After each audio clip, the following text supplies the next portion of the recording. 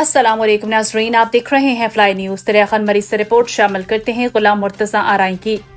कोट लालू के करीब गांव मिट्ठू खान राजपर के मकाम पर दो मोटरसाइकिलों के दरमियान जोरदार टक्कर हो गई, जिसके नतीजे में गांव नूर मोहम्मद सदर के रिहायशी दौड़ अलाइट बैंक के सिक्योरिटी गार्ड अली गोहर खोसू वल्द अली हसन खोसू जख्मी हो गए। मौके पर मौजूद अफराद ने जख्मी को फौरी तौर पर पीपल्स चैरिटेबल हॉस्पिटल पहुंचाया, जहां इब्तदाई तिब इमदाद के बाद मजीद इलाज के लिए नवाब शाह मुंतकिल कर दिया गया है। नालो छा है? नालो अली गोहर आहे। छा कंदा हो तव्हां? मां सिक्योरिटी गार्ड आहियां। कहिड़ी जगह ते? दौड़ में इलाइट बैंक में। जीअं छा मसलो थियो? कीअं एक्सीडेंट थियो इहो? मां अचां पियो हिन खां नाके खां, सही आहे।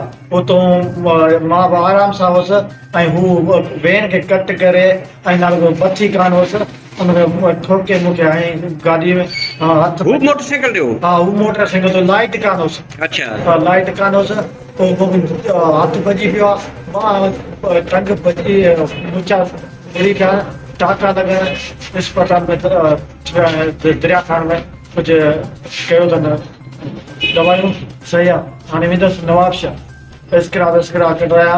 सही आहे। अपील थो कयां ASP खे, DSP खे। सही आहे।